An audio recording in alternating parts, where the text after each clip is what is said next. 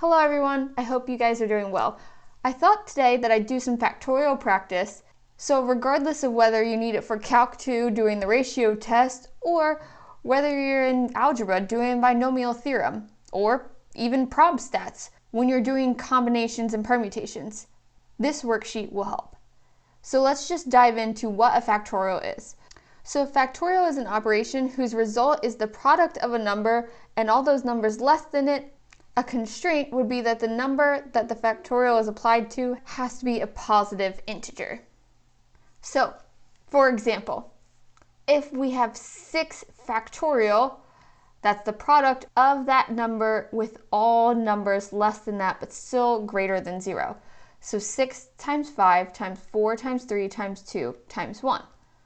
And if we were doing that with a variable, say x factorial, that would be x times 1 less than x, so x minus 1, times 1 less than that, which would be x minus 2, all the way down to 2 times 1. So let's think of this in terms of factors. How many factors does a factorial have? Well, in the above example, 6 factorial has 6 factors. 6 times 5 times 4 times 3 times 2 times 1. 6 numbers multiplied together. So x factorial would have x factors. So that's just another way to help you remember factorial. Think of it as consecutive factors starting at 1 and going up until the number that factorial operation, the one that looks like the exclamation point, is with. So when we're working with factorials, let's talk about rewriting them. Referring back to 6 factorial above, we can easily convert that to 7 factorial by multiplying that 6 by 7. Because then I would have 7 consecutive factors, or 7 factorial. So if we just took that example above, 6 factorial, and multiplied each side by 7, notice that 7 times 6 times 5 times 4 times 3 times 2 times 1 is below, and then 7 times 6 factorial gives me now 7 factorial. And we can easily reverse those steps by going from 7 factorial back to 6 factorial. If you notice in this equation here, if I divided both sides by 7, the 7's would cancel out and I'd make my way back to 6 factorial. So 7 factorial divided by that largest factor, 7, is going to be 6 factorial. But not only can we change factorials, we can also cancel them out. So if we have 7 factorial over 6 factorial, we know that 7 factorial is those factors 7 to 1, or 1 through 7 multiplied together, and 6 factorial is 1 through 6 multiplied together. But notice that if I have 6 times 5 times 4 times 3 times 2 times 1, and that same exact thing in my denominator, it'll just be 7 times some numerator over itself. And when we're doing that, that's just going to equal 7 times 1. Because 6 times 5 times 4 times 3 times 2 times 1 will cancel out with 6 times 5 times 4 times 3 times 2 times 1. Or, as opposed to saying that every single time, this is 6 factorial and this is 6 factorial. So we'll have 6 factorial over 6 factorial, which is just 1. So 7 times 1 will give us 7. So you can see in that example, the larger factorial was in the numerator, so my denominator was going to cancel out. Likewise, if the larger factorial is now in my denominator, then the numerator is going to cancel out. So you can see that I can rewrite 7 factorial as 7 times 6 factorial. Skipping over to this step, you can see the steps between if you need extra help, but I can rewrite this as 6 factorial over 7 times 6 factorial, where those 6 factorials will cancel out to leave me with 1 over 7. So let's try this example now with variables. So if I have x plus 1 factorial over x factorial, before we even look at this work, which one is bigger, my numerator or my denominator? That's going to be my numerator. My numerator is larger, therefore my denominator is what's going to get canceled out. So I can rewrite x plus 1 factorial as x plus 1 times 1 less than that, times 1 less than that, times 1 less than that, and so on, all the way down. But notice that x times x minus 1 times x minus 2 all the way to 1 is the same thing as x factorial. So this is going to be x plus 1 times x factorial over x factorial, which my x factorials cancel out to leave me with just x plus 1. So again, like I said, my denominator completely canceled out, leaving me with whatever factors were left in my numerator. So now if we make the denominator larger, then that numerator is going to cancel out. So doing that example with a variable as well, you can see that x plus 1 factorial will rewrite as x plus 1 times x factorial, where that x factorial will get canceled out to leave me with 1 over x plus 1. So this was just a quick review. Let's jump into actually applying this with some practice problems. So we're going to simplify the following problems, and we'll go ahead and leave it in terms of factorial. That way we don't have to multiply everything out. So zooming into number 1, I have 3 factorial over 6 factorial. My numerator is smaller than my denominator, so I know that my numerator is going to get canceled out. 3 factorial we can write as 3 times 2 times 1 all over 6 factorial, which we did multiple times above. 6 times 5 times 4 times 3 times 2 times 1. Now note, 3 times 2 times 1, those factors will cancel out 3 times 2 times 1 in my denominator. So I will have 1 over 6 times 5 times 4 left. 6 times 5 is 30.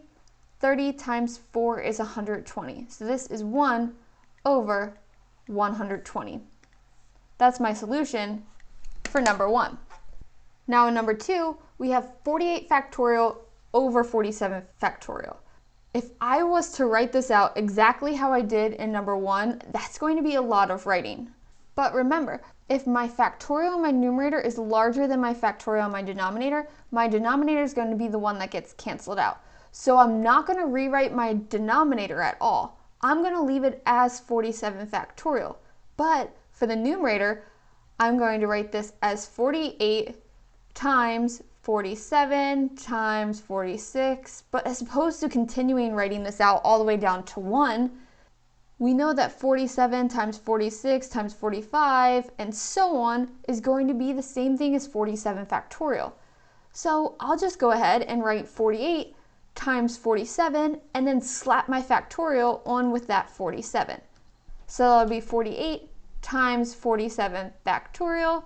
Then you can see my 47 factorial will cancel out with 47 factorial to leave me with 48.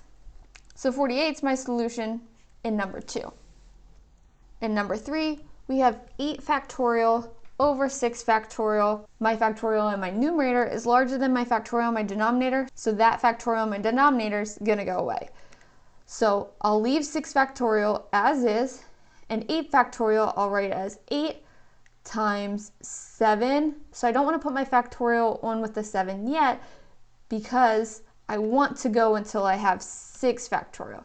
So 8 times 7 times 6, and then I'll stop there and put my factorial on because 8 times 7 times 6 factorial over 6 factorial, those 6 factorials cancel out to leave me with 8 times 7, which 8 times 7 is 56. Now in number 4, I have 20 factorial over 20.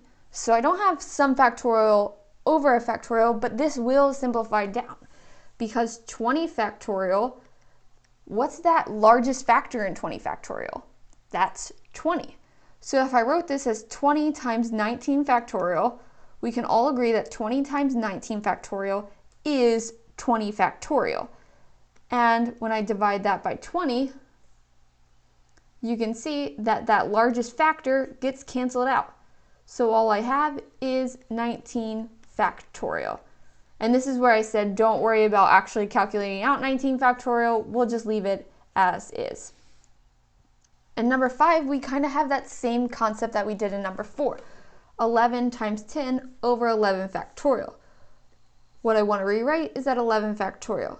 So I'll do 11 times 10 times, and I'll keep going to 9, and then I'll put my factorial on it, because notice 11 and 10 will get canceled out with my numerator. So 11 times 10 over 11 times 10 times 9 factorial is still equivalent to what I started with, but now I just have 1 over 9 factorial. Now we start working with some variables. So this is going to be very beneficial in Calc 2 when doing the ratio test, understanding how these factorials get canceled out. So remember, which one's larger, the top or the bottom? The numerator, right? K plus 2 factorial is larger than k factorial. So I'm going to rewrite that numerator, leaving my denominator as k factorial. And k plus 2, well, that largest factor in k plus 2 factorial is k plus 2, and then that gets multiplied by 1 less than k plus 2. So that would be k plus 2 minus 1, which is k plus 1. Now I'm still not going to be able to cancel out that k factorial, so I'll keep going one further, because k plus 1, if I'm subtracting 1 from that, that'll be k. So you can see that k plus 2 times k plus 1 times k factorial is equivalent to k plus 2 factorial. But now that k factorial gets canceled out. So this leaves me with k plus 2 times k plus 1. And feel free to expand this out, but I'm going to leave it as those factors for now. In number 7, we have y factorial over y plus 1. That denominator is the larger factorial, so I'm going to rewrite that one. So I'll have y plus 1 times the factor that's 1 less than y plus 1 is just y. So y plus 1 times y factorial is equal to y plus 1 factorial. Now if I'm leaving my numerator as y factorial cancels out, and this problem is simply 1 over y plus 1. That's my solution in number 7.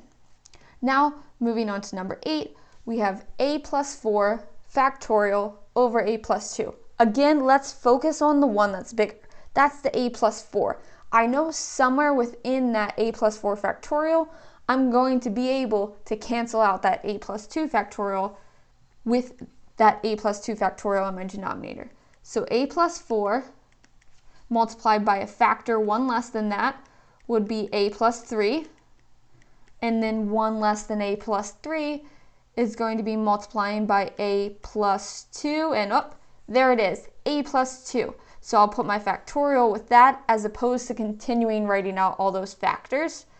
And then a plus 2 factorial, I'll rewrite in my denominator, and those will cancel out.